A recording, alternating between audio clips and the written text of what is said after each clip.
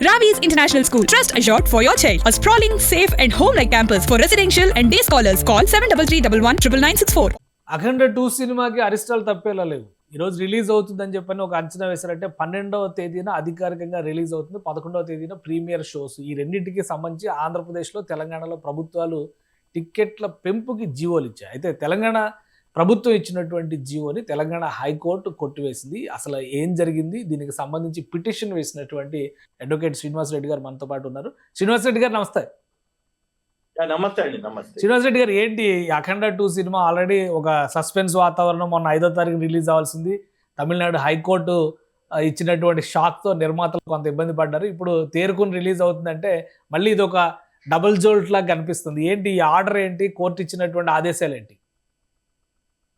అంటే తమిళనాడు హైకోర్టు ఇచ్చిందేమో వేరే వాళ్ళ వ్యాపార లావాదేవీలు, అది వేరే సమస్య. అది సరే, వాళ్ళు దాన్ని అధిగమించారు, వాళ్ళకి సెటిల్మెంట్ అయింది.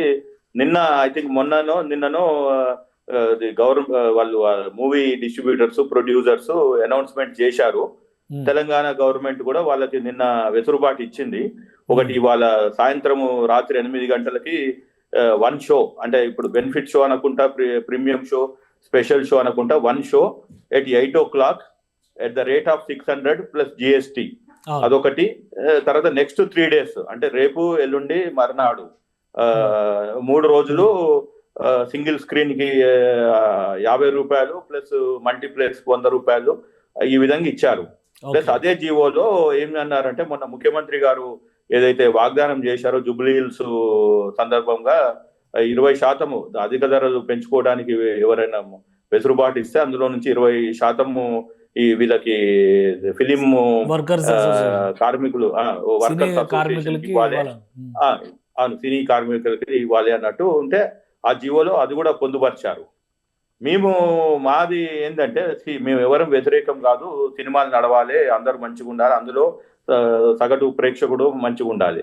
సో నేను ఒక సోషల్ యాక్టివిస్ట్ గా, నా పిటిషన్ దారుడు సతీష్ కమాల్, తను తెలంగాణ జర్నలిస్టు అసోసియేషన్ కి ప్రెసిడెంట్ గా, మా పోరాటము ఈ సినిమా, ఆ సినిమా, ఈ ప్రొడక్షన్ అవుదని కాకుండా ఓవరాల్ గా కూడా అది మన పుష్ప నుంచి స్టార్ట్ అయింది. అప్పుడు 1000 రూపాయలు అన్నారు. సరే, మాలాంటి వాళ్ళము యాక్టివిజము, జ్యుడిషియల్ యాక్టివిజం అన్నమటం, లేకుంటే కోర్టులలో ఇలాంటి పిటిషన్లు వేయటం తోటో సరే అక్కడ నుంచి ఇవాళ 600కి వచ్చారు. మా దృష్టిలో ఇవాళ ఆర్డర్ ఏమి ఇచ్చారు? ఇవాళ ఆర్డర్ ఏమి? ఎందుకంటే సినిమా కొద్ది గంటల్లో రిలీజ్ అవబోతుంది. మరి కోర్టు ఏం ఆర్డర్ ఇచ్చింది? అసలు ప్రీమియర్ షోలు పడతాయా పడవా అనేది ఇది ఒక సస్పెన్స్ వాతావరణం ఉంది. అదే ఇప్పుడు ఆర్డర్ అయితే సింపుల్. ఈ నిన్న ఇచ్చిన మెమో అంటాము, గవర్నమెంట్ స్పెషల్ చీఫ్ సెక్రటరీ ద్వారా జారీ అయిన మెమో మాత్రము సస్పెండ్ లో ఉంది, సస్పెన్షన్ లో ఉంచారు. అది ఆర్డర్ కూడా ఇప్పుడు అప్లోడ్ అయింది. అది రిస్ట్రైనింగ్ ఆర్డర్ అంటారు. తన 3 పేజీలు రిస్ట్రైనింగ్ ఆర్డర్, 3 పేజీలు suspension order, total 2 orders upload అయినాయి. మా టీం డౌన్లోడ్ చేసుకుంది. ఇంకా నేను సుదీర్ఘంగా చదవలేదు.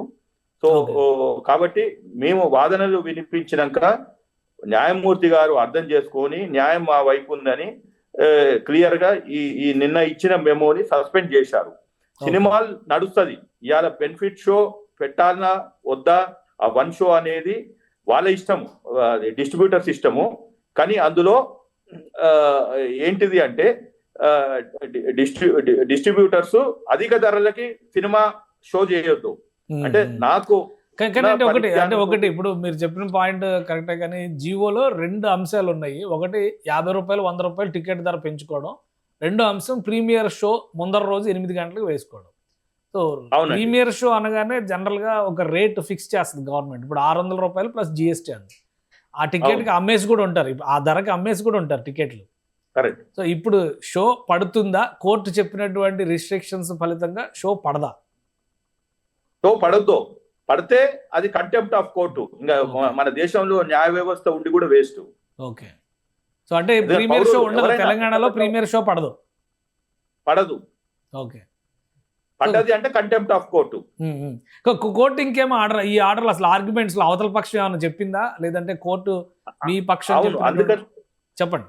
అందుకనే ఈ మెమోని సస్పెండ్ చేస్తూ రేపు మోషన్ లిస్ట్ లో ప్రతివాదుల వాదనలు విన్నాకనే తుది ఆర్డర్ ఇస్తాము అన్నారు. This is today what we have obtained from the court is only an interim order suspending the memo of 10th December 2025 issued by Special Chief Secretary Home. Okay. So అంటే రేపు ఏ సమయంలో సమీక్షించవచ్చు? మరి ఉదయం నుంచి రేపు షోస్ పడాలి కదా, ఆ లెక్కను చూస్తే కూడా తెలంగాణలో మార్నింగ్ నుంచి షోస్ పడాలి. రేపు టికెట్లు అమ్మితే గనక ఏ ధరకు అమ్మాల్సి ఉంటుంది? ఇవాళ అదే క్లారిటీ. ఇప్పుడు ఇవాళ షో వాళ్ళు వేసుకుంటాము అంటే రెగ్యులర్ షో ఏదైతే టైమింగ్ రెగ్యులర్ టైమింగ్ కి రెగ్యులర్ రేట్ కి వేసుకుంటే దాంట్లో ప్రాబ్లం లేదు. అలానే రేపు ఎల్లుండి కూడా whatever it is they can run the movie. There is no ban on the movie, there is no సినిమాని ఆపలేదు. ఓన్లీ జియోలో ఇచ్చిన వాళ్ళకి రిలాక్సేషన్స్, రూల్స్, రెగ్యులేషన్స్ ఏదైతే జియో 120 లో ఉండవలసిన దాన్ని ధరల పెంచుదల, timings, show number of shows ఏదైతే ఇచ్చారో అవి సస్పెండ్ చేశారు. Hope I'm clear. సో ఇంకొకటి, ఇప్పుడు ఆల్రెడీ టికెట్లు అమ్మేశారు, ఆన్లైన్ లో పెట్టారు కాబట్టి డిఫరెంట్ ప్లాట్ఫామ్స్ ఉన్నాయి, బుక్ మై షో లాంటివన్నీ, వాటిలో టికెట్లు అమ్మారు. అవి ఏదైతే జియో ఇచ్చారో ఆ ధరకే అమ్ముంటారు. మరి వాటి పరిస్థితి ఏంటి? అవునండి, ఇప్పుడు డబ్బులు నా జోబులో నుంచి నేను టికెట్ పెట్టి కొన్నాను, నేను సినిమా ఇవాళ సరే షో వేశారా వేయలేదా, నేను సినిమా చూశానా చూడలేదా, ఈ కన్ఫ్యూజన్ లో వదిలేద్దాం. నా డబ్బులు నాకు వాపస్ వస్తాయి. ఓకే. రేపు సగటు ప్రేక్షకుడు రేపు పోయి సినిమా చూస్తాడు. ఏదైతే సింగిల్ స్క్రీన్ లో 50 రూపాయలు వసూలు చేశారో, నేను ఇవాళ ఇంట్లో నుంచి బుక్ మై షో ద్వారా కొనుక్కుందాం అనుకున్నాము. ఎందుకంటే మేము బుక్ మై షోని కూడా పార్టీ చేశాము. కాబట్టి ఏమైతుంది అంటే నేను సినిమా చూస్తాను, కానీ జియో సస్పెండ్ అయింది కాబట్టి 50 రూపాయలు మళ్ళీ తిరిగి నాకు ఇవ్వాలి. సో ఆ మెకానిజం కూడా అది చాలా పెద్ద అమౌంట్ కాబట్టి కోర్టు వీళ్ళు సామరస్యంగా ఇండస్ట్రీ పెద్దలు వాళ్ళందరూ కలిసి ఓకే మేము డబ్బులు ఇస్తాము అనుకుంటే ఓకే, లేకుంటే రేపు కోర్టు ఎలాగో వీళ్ళు ఆ అకౌంట్ మెయింటైన్ చేయాలి. ఎందుకంటే ప్రతి అమౌంట్ కి గవర్నమెంట్ కి జిఎస్టీ కట్టాలి కాబట్టి ఎన్ని టికెట్లు అమ్ముడు పోయినాయి, ప్రతి 100 రూపాయల మీద 18 రూపాయలు జిఎస్టీకి పోతుంది. తర్వాత మళ్ళీ రాష్ట్ర ప్రభుత్వానికి కూడా ఈ 20% ఏదైతే film welfare association, workers welfare association ఉండాలి. కాబట్టి ఈ 3 రోజులు టికెట్లు అధిక ధరకు అమ్ముడు పోయినాయి, స్క్రూటినీ కింద ఉంటాయి. ఇప్పుడు జియో సస్పెండ్ అయింది కాబట్టి ఆ ఎక్స్ట్రా రేటుని మళ్ళీ తిరిగి ప్రేక్షకుని జోబులోకి వెళ్లే విధంగా ఒక మెకానిజం తయారు చేయాలి. ఓకే. దాని మీద రేపు ఆర్గ్యుమెంట్ లో క్లారిటీ వస్తుందా మరి దాని మీద? అది రేపు రాకపోవచ్చు, ఎందుకంటే రేపు వాదనలు వాళ్ళు మేము ఇది జియో సస్పెండ్ చేయండి, దీన్ని సస్పెన్షన్ ని రిమూవ్ చేయండి, చాలా ఇదే మీరు చెప్పినట్టు టికెట్లు కొన్నారు, ఈ గందరగోళం అంతా ఉంటుంది అని అంటారు. మేమేమో సరే దానికి ఒక మెకానిజం తీయండి, we will find out a mechanism, let the movie goers go and see the movie, enjoy the movie with the same ticket. But that 50 rupees or 100 rupees should be returned back అనేది. So అది చాలా time పడుతుంది. అది అంటే ఇప్పుడు మీరు చూసుంటారు, మొన్న ఇండిగో ప్రయాణికులు ఇబ్బంది పడ్డారు, గవర్నమెంట్ చెప్పింది ఎంబటే వాపస్ చేయమని. 610 కోట్లు సండే 8 వాపస్ చేశారు. రాజు దలుచుకుంటే దెబ్బలకి కొదవ అన్నట్టు, if government is strict they can put a deadline, this money can be transferred, extra money. So మాకు ఇవాళ సాటిస్ఫాక్షన్ ఏంటి అంటే, ఒకటి మేము సినిమాని ఆపలేదు, వీఆర్ నాట్ హియర్, వాళ్ళ బిజినెస్ వాళ్ళకి నడుస్తుంది. మేము మా న్యాయ పోరాటం అంతా ఒకటే క్లియర్ గా తెలంగాణలో ఈ అధిక ధరల దోపిడీని ఆపాలి.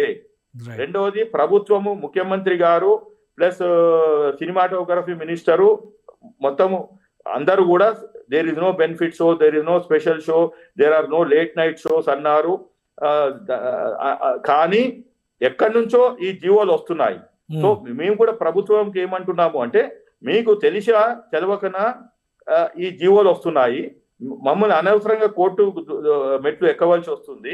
కాబట్టి మొన్న ఎట్లయితే ఇది తెలంగాణ సెక్రటరియట్ లో జీవోలు డ్రాఫ్ట్ రూపంలో ఉన్నప్పుడే లీక్ అవుతున్నాయి, ప్రతిపక్షం వాళ్ళు మీటింగులు పెట్టారు, హరీష్ రావు మీటింగ్ పెట్టాడు, కేటీఆర్ కి కంటెంట్ ఇచ్చారు అని చెప్పి మేము ఒక సమగ్ర విజిలెన్స్ విచారణ అన్నారు. అట్లా మీరు కూడా వేయండి. ఎందుకంటే బయట వచ్చేమో ముఖ్యమంత్రి గారు, సినిమాటోగ్రఫీ మినిస్టర్ ఏమో ఈ విధంగా చెప్తున్నారు. ఇప్పటి కాదు, 1 year నుంచి, పుష్ప మూవీ నుంచి. రెండోది మళ్ళీ ఈ మీరు రెడ్ కార్పెట్ వేయండి, మీరు సినిమా ఇండస్ట్రీకి పెద్దపీట వేయండి, దాంట్లో ఉపాధి రానియండి, ఇవన్నీ నో ప్రాబ్లం. కానీ సగటు ప్రేక్షకుడు దగ్గర మీరు 600 రూపాయలు, 50 రూపాయలు, 100 రూపాయలు వసూలు చేయడం అనేది అది కరెక్ట్ కాదు. ఎందుకంటే సరే సంవత్సరానికి ఒక సినిమా. ఇప్పుడు ఈ కేసులో ఏమైనా పొలిటికల్ గా ఇన్ఫ్లుయెన్స్ ఏమైనా ఉందా? ఎందుకంటే బాలకృష్ణ గారు ఎమ్మెల్యే, ఆల్రెడీ నిర్మాతలకు ఉన్నటువంటి ఇష్యూస్ వచ్చి ఒకసారి కోర్టులో బ్రేక్ పడింది. సినిమా రిలీజ్ ముందర కోర్టులో బ్రేక్లు పడడం అనేది కొంత ఆసక్తికరంగా ఉంది. 2 కేసులో అదే సిమిలారిటీ. ఆ రోజు రిలీజ్కి 1 day బిఫోర్, ఈ రోజు రిలీజ్కి 1 day బిఫోర్. సో ఏమన్నా ఉందా, అటువంటి ఇంటెన్షన్స్ ఏమైనా ఉన్నాయా? ఉండొచ్చండి. ఇప్పుడు ఒక కామన్ మ్యాన్ కే శత్రువులు ఉంటారు, పాలోల్లో పగోల్లో, అది మన జలసీ తోటి ఫీల్ అయ్యేటోళ్ళు ఎదిగితే. వీరు 3 తరాల నుంచి 4 తరాల నుంచి రాజకీయాలు ఉన్నారు. ఇప్పుడు నందమూరి ఫ్యామిలీ అంటారు, తర్వాత అది మన అక్కినేని ఫ్యామిలీ అంటారు, తర్వాత ఇట్లా ప్లస్ రాజకీయ ప్రత్యర్థులు ఉండొచ్చు. కాబట్టి మనం ఎంత ఎదిగితే అంతమంది శత్రువులు తయారవుతారు. So I don't care as far as మేమైతే మాకెవరితో సినిమా ఒక క్రియేటివ్ ఫీల్డ్, 100 కోట్ల ఇన్వెస్ట్మెంట్లు పెట్టి చేస్తున్నారు. ఒక్కరోజు ముందర వచ్చి కోర్టులు కూడా ఇట్లా ఒకేసారి స్టాప్ అంటే ఆగిపోయే పరిస్థితి ఉంటే సినిమా బిజినెస్ పూర్తిగా దెబ్బతినే ప్రమాదం లేదంటారా? అవునండి, ఉన్నప్పుడు వాళ్ళు ఏం చేయాలి? ఇప్పుడు సినిమా 3 సంవత్సరాల నుంచి నడుస్తుంది, 2 సంవత్సరాల నుంచి నడుస్తుంది. మీరు వారం 10 రోజుల ముందర టైం ఇవ్వాలి. ఇప్పుడు ఇవాళ ఫర్ ఎగ్జాంపుల్ తెలంగాణలో ఈ జిహెచ్ఎంసి వార్డ్స్ 150 నుంచి 300 చేస్తున్నారు, పేపర్లో పబ్లిష్ చేశారు. మీరు వారం రోజులు గడువు ఇచ్చారు, ఎవరికైనా మీకు అభ్యంతరాలు ఉంటే చెప్పండి అని.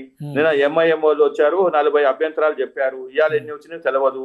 అట్లా మీరు టైం ఇవ్వకుండా మీరు రేపు ఇవాళ సినిమా అంటే నిన్న సాయంత్రం 4:30కి జీవో ఇచ్చి ప్రజల్లో ఉన్న ఒక ఎంటర్టైన్మెంట్ అనే వ్యసనాన్ని, ఇప్పుడు ఒక్కొక్కరికి ఒక వ్యసనం ఉంటుంది. ఇది అన్ఎక్స్పెక్టెడ్ కదా, ఇది అన్ఎక్స్పెక్టెడ్ కదా. ఆల్రెడీ 3వ తారీఖు ఇచ్చినటువంటి జీవో 4వ తారీఖున కోర్టులు అడ్డుకుంటే మళ్ళీ 5వ తారీఖున సినిమా పడలేదు. కాబట్టి మొన్న క్లియరెన్స్ అయిన తర్వాత నిన్న డిసైడ్ చేసుకున్నారు డేట్ కూడా. అంటే 10వ తేదీన అనుకున్నారు, 12నే రిలీజ్ చేద్దాం. ఆ తర్వాత చాలా సినిమాలు రిలీజ్లు ఉన్నాయి, ఇంటర్నేషనల్ మూవీస్ కూడా వస్తున్నాయి, అవతార్ 3 లాంటి సినిమా వస్తుంది అని చెప్పని ఇవన్నీ లెక్కలు వేసుకొని 12 ఫిక్స్ చేసుకున్నారు.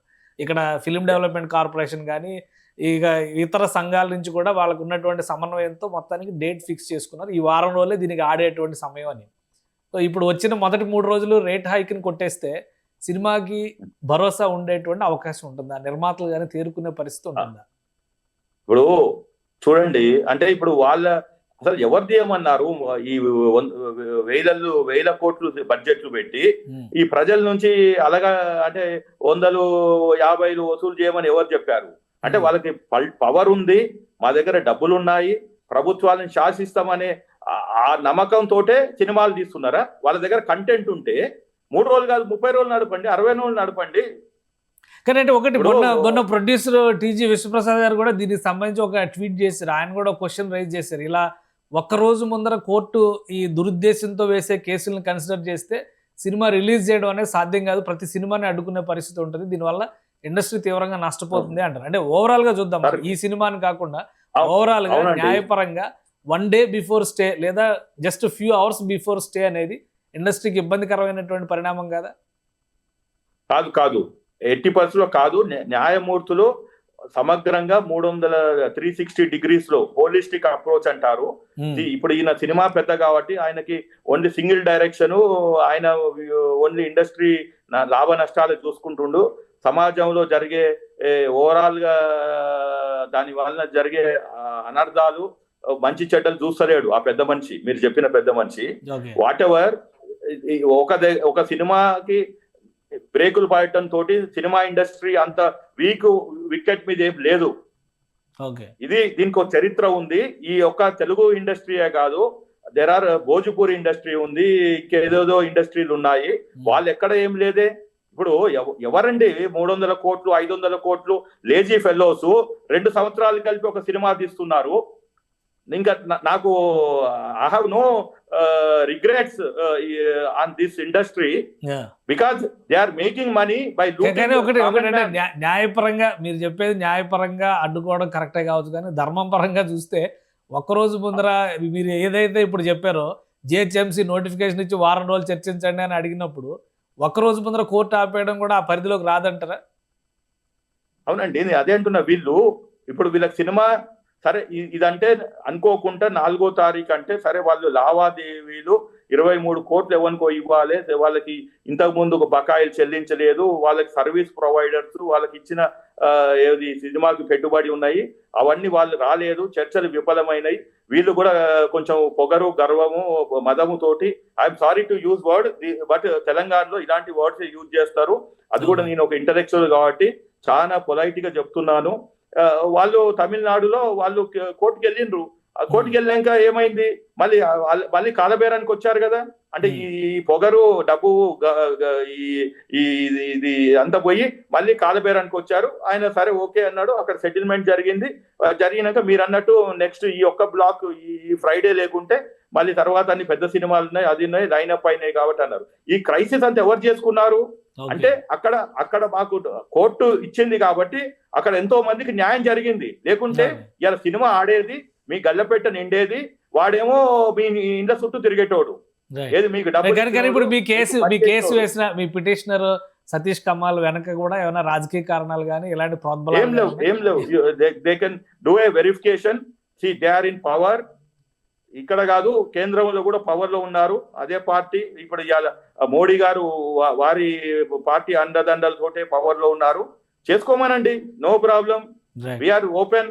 మేము ప్రజల కోసం పోరాటోళ్ళం సార్. నిన్న మన ముఖ్యమంత్రి గారే చెప్పిండ్రు, ఉస్మానియా యూనివర్సిటీ గడ్డ మీద నుంచి చెప్పిండ్రు, ఏంది ఇక్కడ అనగ తొక్కిన వాళ్ళని అనగదొక్తామని, పెత్తందారులను అనగదొక్తామని, మళ్ళీ కొమరం భీమ్ వస్తాడు, సాకల ఏమొచ్చని. What is wrong in my petitioner who is a journalist, comes from a middle class and BC community, and also myself who is fighting for the ఈ ఒక్క సినిమా అని కాదు. నేను ఏమంటున్నా అంటే ఒక్క సినిమా మీద మేము మా పోరాటం కాదు. అది పుష్ప మీద చేశాము, తర్వాత అది గేమ్ చేంజర్ మీద చేశాము. దాంతో అప్పుడున్న జడ్జి గారు ఆయన restraining order for other movies, Sankranti ఇంకా పెద్ద సినిమాలు వస్తాయంటే ఇదే డాకు మహారాజ్, ఇదే బాలయ్య గారి సినిమాకి అప్పుడు పెంచుకోవడానికి వెసులుబాటు లేదు. ఈ మధ్యన మళ్ళీ ఏమైందో తెలియదు. మళ్ళీ ఓజీ తర్వాత మీరు అన్నట్టు తెలుగు రాష్ట్రాలలో ఉన్న పొలిటీషియన్స్ మళ్ళీ మొన్న వెసులుబాటు ఇచ్చారు, ఓజీకి ఇచ్చారు, హరిహర్ మీద ఇచ్చారు. సరే మేము అది చూడలేదు, సరే పోనీలే పాపం పెద్ద సినిమా ఆయన ఏదో అది చాలా రోజులు అప్పుడు జగన్మోహన్ రెడ్డి అప్పుడు ఆయనకి ఇవ్వలేదు అని మేము కూడా ఆలోచించినాము. We are also having a magnanimity. మేము balancing of social justice, equality and humanity, మీరు అన్నట్టు ధర్మము, కాన్స్టిట్యూషనల్ రైట్స్ అన్ని చూసుకుంటూనే బ్యాలెన్సింగ్ వెళ్ళాము. ఇక్కడ మాత్రం మాకు అనిపించింది ఏంటి అంటే ప్రభుత్వము ముఖ్యమంత్రి గారు చెప్పిన వాగ్దానం చేసి ప్రజలకు చేసిన దాన్ని ఉల్లంఘించి ఒక బ్యూరోక్రాట్ ఇచ్చాడా లేకుంటే ఏంటి అని తెలిసింది. విచారణలు కూడా బయటకు వస్తాయా? ముఖ్యమంత్రి ఆదేశాలతో జరిగిందా లేదంటే నేరుగా అధికారులు ఇచ్చేటువంటి అవకాశం కానీ అధికారం కానీ ఉంటుందా, తేలుతుందా అది కూడా? సార్ ఇప్పుడు అవునండి, ఇప్పుడు మొన్న ముఖ్యమంత్రి గారే చెప్పిండ్రు కదా, మేము విజిలెన్స్ విచారణ చేస్తాము, మాకు జీవోలు క్యాబినెట్ నుంచి లీక్స్ జరుగుతున్నాయి, జీవోలు రాకముందుకే అవి ప్రతిపక్షాలకు చేరుతున్నాయి, వాళ్ళు ఆ కంటెంట్ పెట్టి యాజ్ ఇట్ ఈజ్ గా ప్రెస్ మీట్లు పెడుతున్నారు. ఇది కూడా ఉండొచ్చు. 10 సంవత్సరాలు ఒక ప్రభుత్వం పరిపాలించింది, ఇక్కడ ఉన్న బ్యూరోక్రాట్స్ కి మంచి ప్రమోషన్స్ ఇచ్చింది, వాళ్ళకి మంచి తెలంగాణ మొదటి రాష్ట్రం, ధనిక రాష్ట్రం అని చెప్పి వాళ్ళకి మంచిగా చూసుకున్నారు ఇంటర్వ్యూని మాదిగా. ఇప్పుడు వీళ్ళు వచ్చి మాది ఖజానా ఖాళీ అయింది, అదైంది ఇదైంది అంటున్నారు. సో ఉండొచ్చు. After all every human being is may or may not be neutral, he may be biased for his ideology for a political party. Right. Thank you Srinivas Reddy garu విశ్లేషణ అందించినందుకు. ఇది అఖండ సినిమాకి సంబంధించి ప్రైస్ హైక్స్, టికెట్స్ ధరలు పెంచుకోవడానికి ఉన్నటువంటి వెసులుబాట్లు ప్రభుత్వం అనుసరిస్తున్నటువంటి విధానాలు, వీటన్నిటిపైన ఉన్నటువంటి ఆక్షేపణల్ని దృష్టిలో పెట్టుకొని వినియోగదారుల హక్కుల కోసమే ఈ కేసు వేసినట్టుగా శ్రీనివాసరెడ్డి గారు చెప్తున్నారు. అలానే కోర్టు ఇచ్చినటువంటి డైరెక్షన్ మేరకు ప్రీమియర్ షోస్ వేయడానికి వీల్లేదు, ఒకవేళ వేస్తే కనుక కంటెంప్ట్ కిందకి వస్తుందని స్పష్టంగా చెప్తున్నారు. సో దీనిపైన రేపు వాయిదా సందర్భంగా జరిగేటువంటి వాదనల్లో ఎటువంటి నిర్ణయం కోర్టు తీసుకుంటుంది, ఫర్దర్గా రాబోయేటువంటి రోజుల్లో కూడా టికెట్ ధరల పైన ఒక స్పష్టమైన విధానం ఉండాలని ఆయన కోరుతున్నారు. ఇది స్పెషల్ డిస్కషన్. Keep watching.